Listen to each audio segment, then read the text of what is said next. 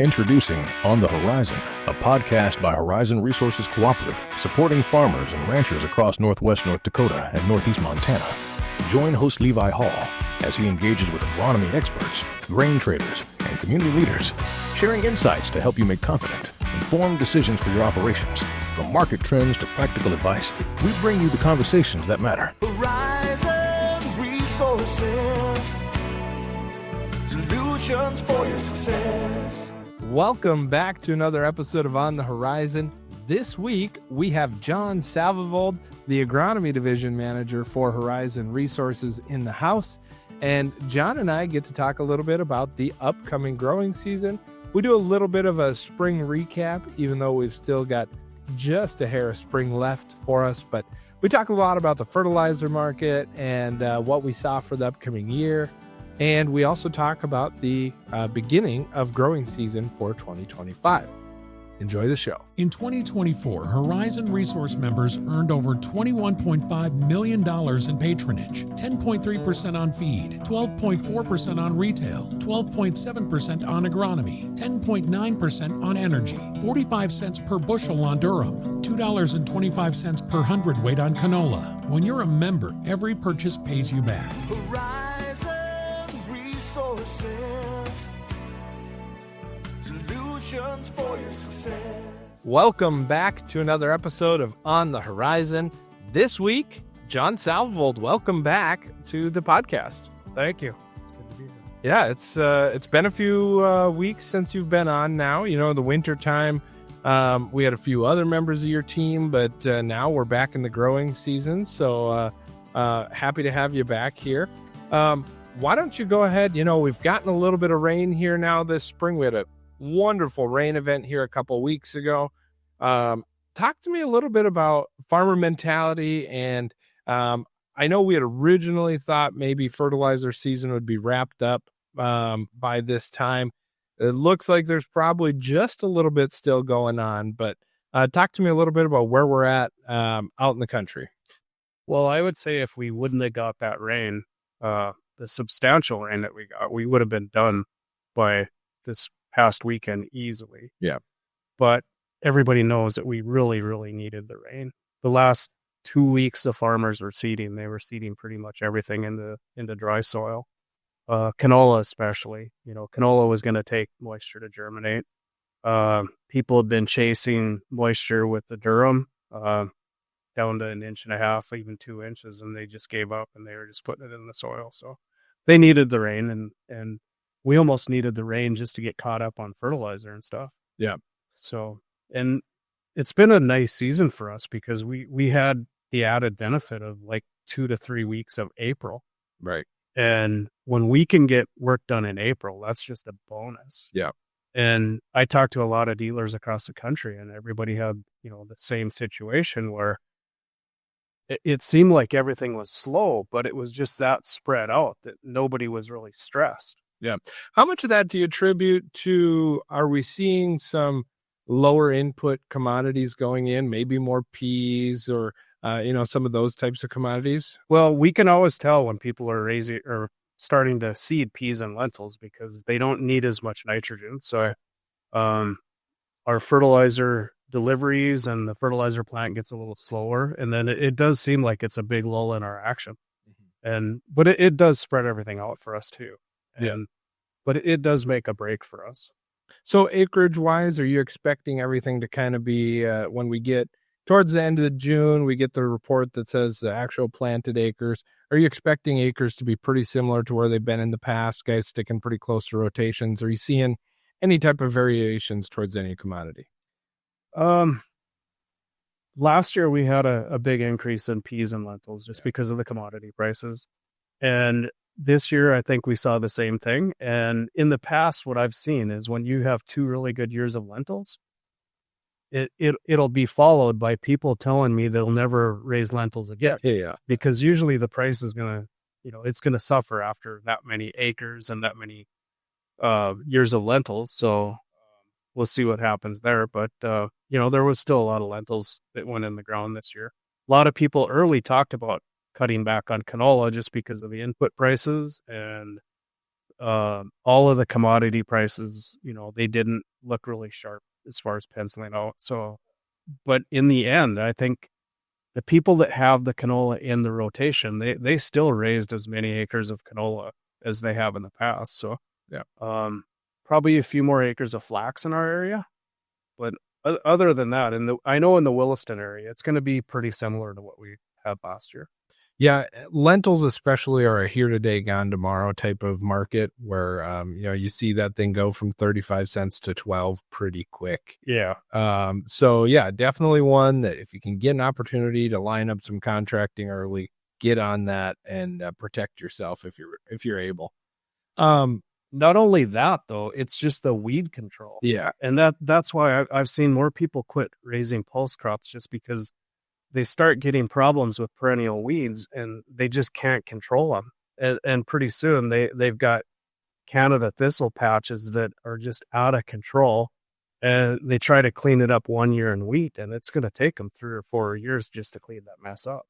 I'm glad you brought that up, because this past weekend you wrote in, I know Audrey kind of gets it's her newsletter. She sends it out, but has the entire agronomy team participating in it. And you wrote a wonderful article in there. Why don't you give a little bit of a recap about that article and what we're seeing with these perennials? Well, mainly what she was asking me for was something, as far as controlling perennials when you have a pulse rotation.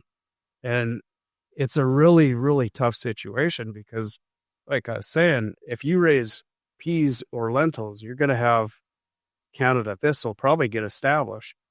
And I think she had a picture of a cutaway of a root sample.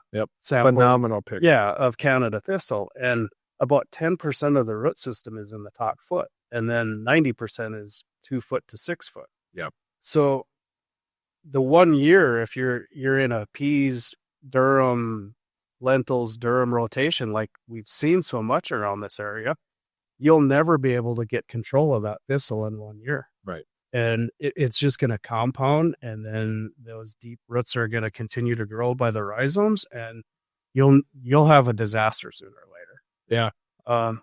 The products that we're using to control established Canada thistle plants, they're going to keep you out of lentils and peas for probably 2 years. And you almost need that just to control the weeds. And a lot of our growers in our area that we've been working with for many years, what they'll do is once they come out of a pulse crop, then they're going to use a clopyralid, and they're going to use like Everest for weed control or for grass control, just because they know they're not going to put a pulse crop back on there for at least a couple years, right? 2 or 3 years. Right.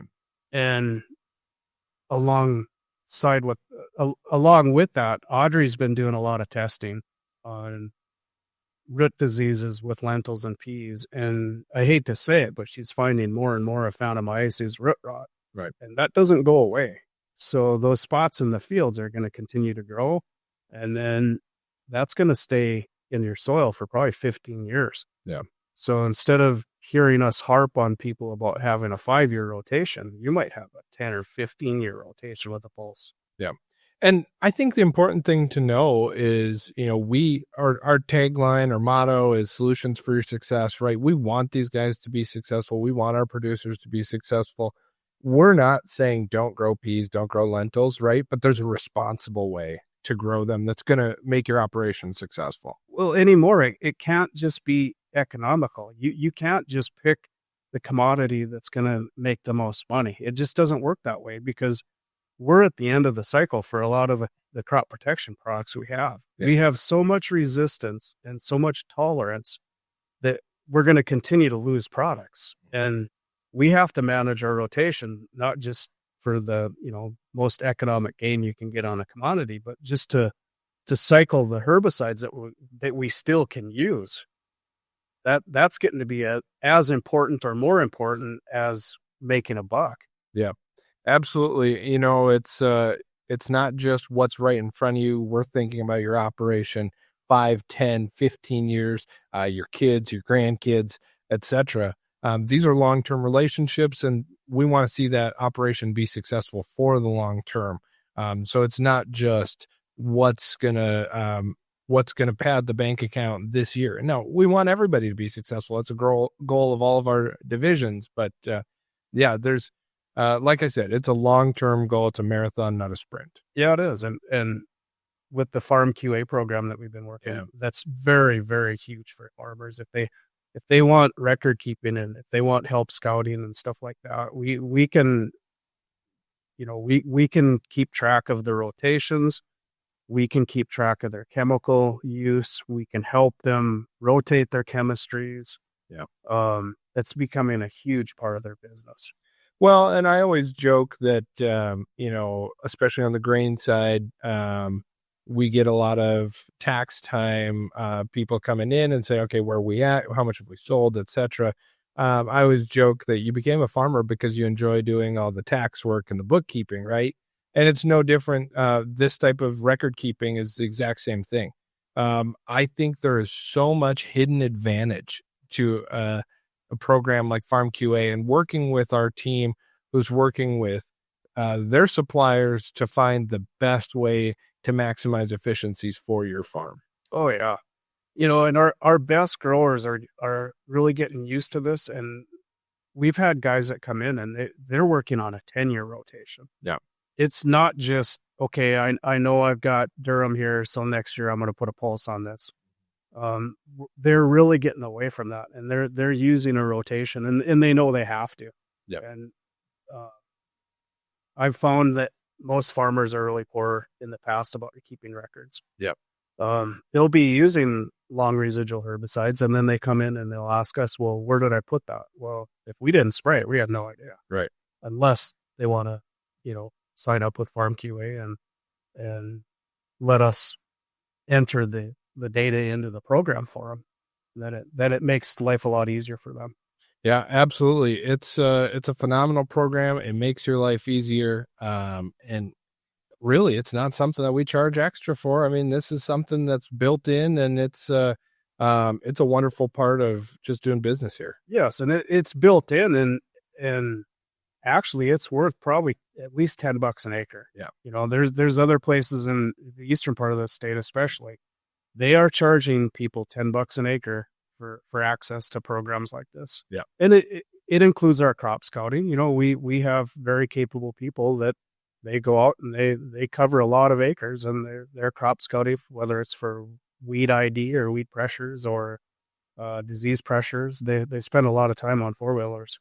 Yeah, absolutely. I think that this type of program is going to be similar to when your operation got its first side-by-side, got the first skid steer, whatever that piece of equipment is that you cannot imagine living without now. I think that's what a lot of our growers are starting to find, as some of them are probably 3 years into the program or so. They're kind of realizing the true benefits of this program. Well, and the other thing is I very, very, very seldom get asked, what is the price? Yeah. What's the price per gallon of anything? Yeah. In reality, it doesn't really matter because you can't save enough to make a difference. I don't care if it's Roundup. I don't care if it's your total post program on your cereals. It's going to be X amount of dollars per acre. And if you can save, 10%, that's almost a home run. And, right. And that 10% on $25 is not going to save your farm. Absolutely. And if you save $2.50 an acre and we're giving you something that costs $10 an acre, I think it's a pretty good value. Yeah, totally agree. So let's go back to the fertilizer market. Did we see any fireworks this year in the fertilizer market? What about availability? All that type of stuff. How did your team plan for such a successful spring this year? We were starting to see fireworks on the nitrogen side.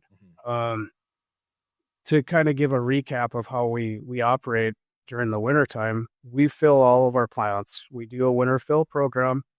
And then beyond that, we contract fertilizer. Urea, recently got as high as $700 a ton retail.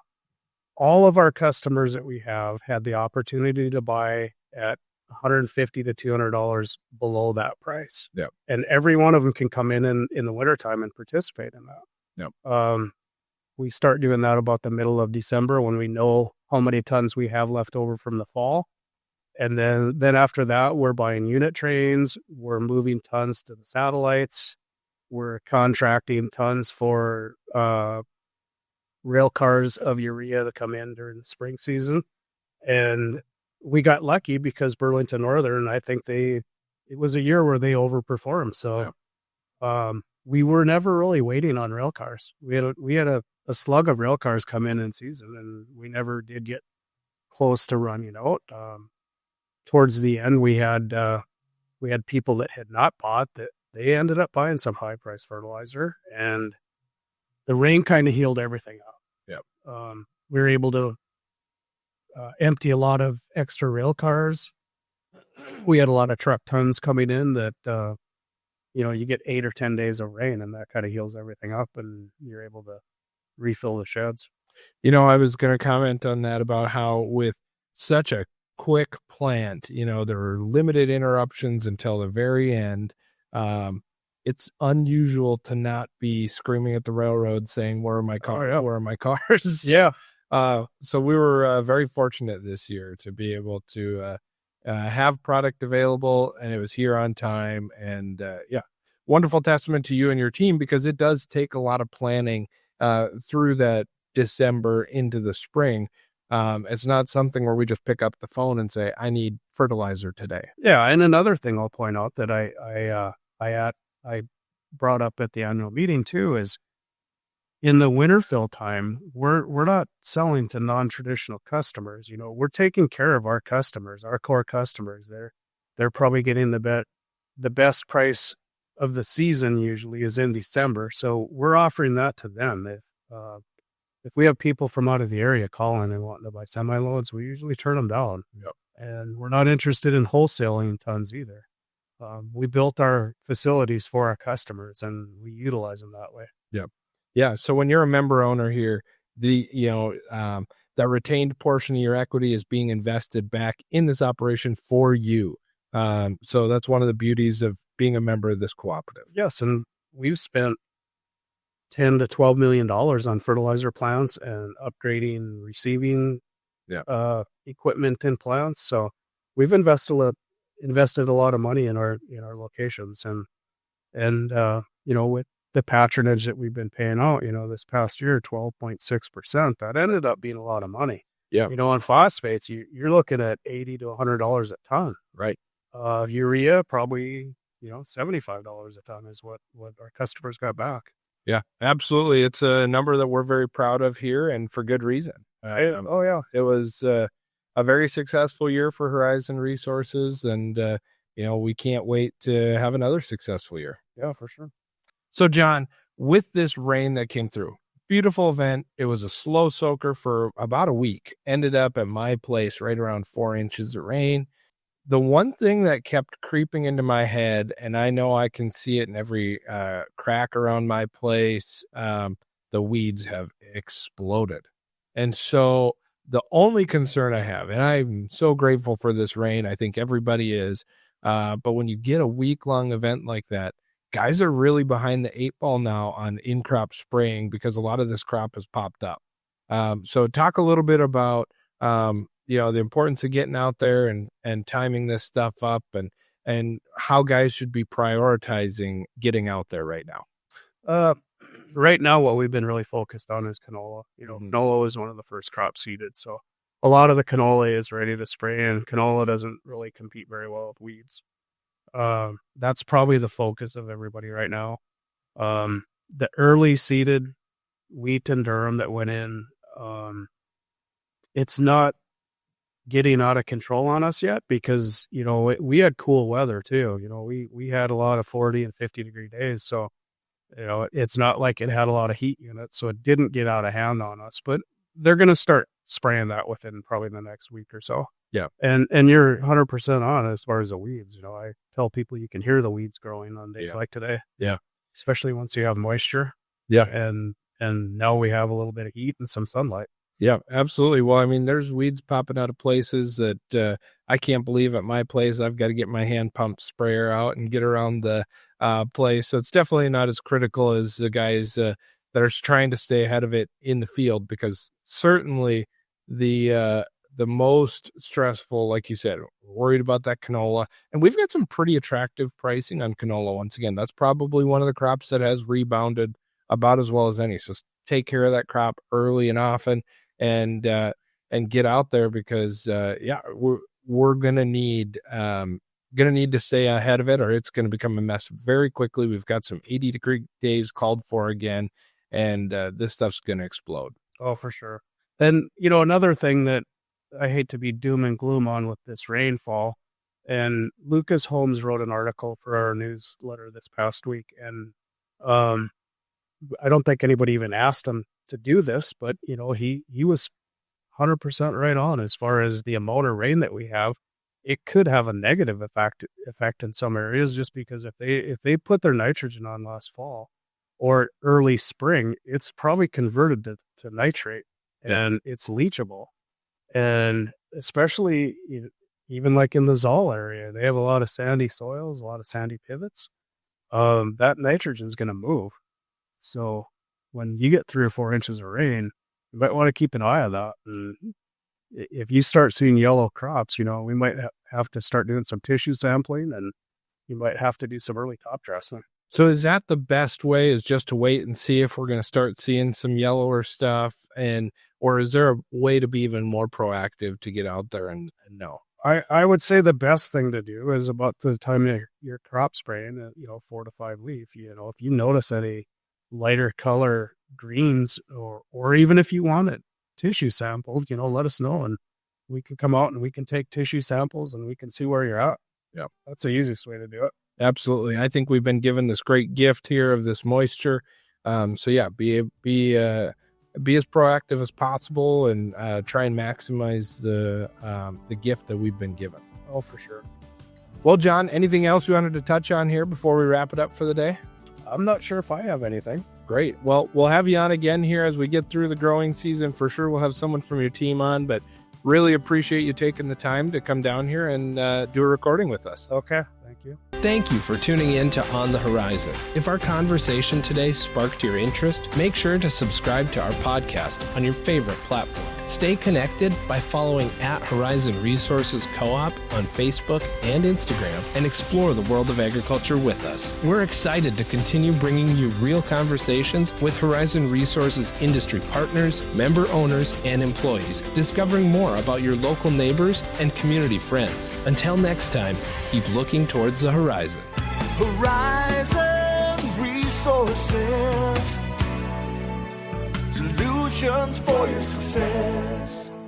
This podcast is for informational purposes only and is not to be used or considered as an offer or a solicitation to buy or sell commodities. Horizon Resources does not make any representation, warranty, or guarantee as to the completeness, accuracy, timeliness, or suitability of any information contained within any part of this podcast. Horizon Resources does not accept any liability for any loss or damage, including without limitation loss of profit, which may arise directly or indirectly from use or reliance on such information. Whilst the information provided has been obtained from sources believed to be reliable, Horizon Resources does not attest to its accuracy or completeness. Horizon Resources reserves the right to change any source without restriction or notice. The information herein is indicative only and is subject to change.